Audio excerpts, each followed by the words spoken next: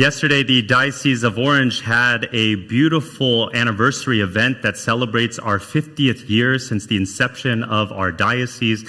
It was over at the Honda Center, in which over 10,000 people were present, praising the Lord and to be able to receive, so much graces from it. And so we had three different speakers. The first is Father John Ricardo of Acts 29, who does a lot of healing ministry in parishes and helping different places throughout the nation. And then you have Tony Melendez, who he himself was a great witness testimony in where he was born without arms, but able to play guitar with his feet and at the same time to be able to spread the gospel with his words. And then the third we had, who might call a legend, is Monsignor James Shea, who is the president of University of Mary in North Dakota, who gave us an absolutely beautiful talk on the institution of family and the church, and especially as we celebrate the 50th year today, this year. And so in this beautiful Jubilee and the experience, there's so many graces that flowed from it. And so it would have been a lot to be able to express to all of you. And I'm still reeling from all the different things that happened. And of course, I always say there's the fourth speaker where we had Jesus Christ, who in the Blessed Sacrament we had an adoration and just an awesome opportunity just to soak in all of those graces. And so in light of the gospel here today, in which we have Jesus speaking to his apostles about building up the kingdom and how he makes Peter the rock, I was drawn into the first talk from Father John Ricardo near the end of his talk, where he showed a clip of the chosen.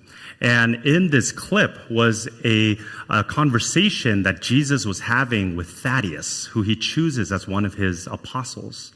And I thought it was a very rich thing that Father John did, because his whole talk was about salvation history from the beginning of Genesis all the way to Revelation, and how all of us have a part in that salvation story. And so he goes and he speaks about this through this clip. And so Jesus and Thaddeus are talking. You can also find it on YouTube. It's about like a 7 to 9 minute clip. And so Jesus is talking to Thaddeus, and Thaddeus is a stonemason. So he knows about architecture, stonework, structural buildings. And so he has a job, and he goes to Jesus, and they started talking with each other. And then they go to lunch. And as they go to lunch, they're talking about building up, this kingdom, so to speak, this earthly kingdom. And then Jesus then turns to him and he says, "But I want you to help me to build an eternal kingdom." And then immediately you can see that Thaddeus, he saw the overwhelming aspect of an eternal kingdom, and then he started to doubt himself. And he started to see the insecurities in his own heart and what he does. And he's thinking, there's no way I'm qualified to do something like that.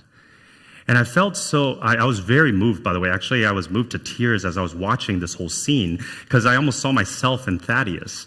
And where there's so many times where we feel that the Lord is giving us something, but we feel we're not enough. We're insecure. And so through this whole conversation, Thaddeus is saying, I am not worthy. I only am a stonemason.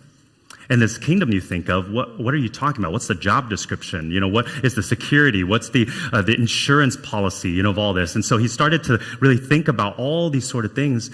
And then it then moved from the job to his own identity.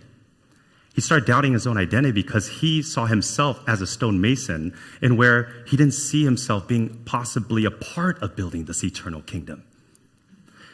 But what really moved my heart to tears was then what Thaddeus says to Jesus and how he responds. Thaddeus says to Jesus, "You don't know me. I've only known you for 30 minutes.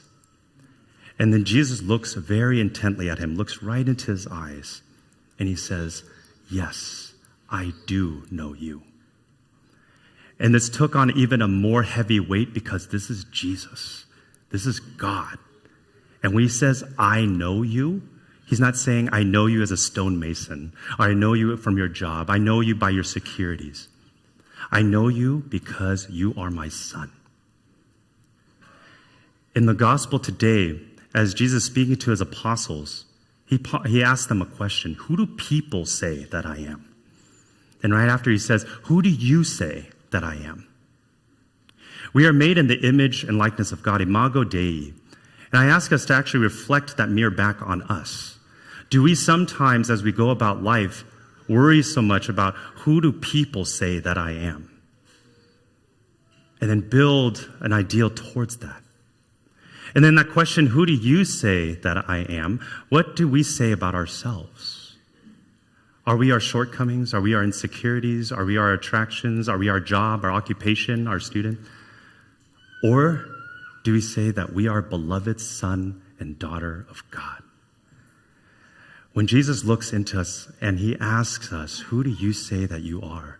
I pray that you can be able to see Jesus in yourself and at the same time to see yourself as a son and daughter of God. And that there is more. That was the whole theme of this 50th year celebration. There is more in every single one of us. And that we are called for building up the kingdom. And we have all a piece in it. Father John Ricardo says that the universe is made up of all these billions and billions of different galaxies, yet he chooses this one. He chooses us. Out of all of it, he chooses us. And he chooses each of us to build up that kingdom. And Jesus today, he stands in front of Caesarea Philippi, this temple. And if you know a little bit about the history, Caesarea Philippi was a place in which was ruled by the Roman Empire. And then this temple that he's standing in front of is a temple to the pagan gods. So it's a very dramatic scene. He's standing in front of it, and he's basically saying to Peter, upon this rock I build my church. And I give you the keys to the kingdom. And the gates of the netherworld, this temple, will not prevail upon the kingdom, the eternal kingdom in which I will build. He gives the keys to all of us. At the same time, we are called to build up this kingdom. And there's more in all of you. Who do you say that you are? Who does Jesus say that you are? And I pray that you could be able to see that you are not your shortcomings. You're not your insecurities. You are not your occupation. You're not your attraction. You are the son and daughter of God. Now just imagine St. Peter, Thaddeus, all the apostles, when Jesus comes to them and invites them.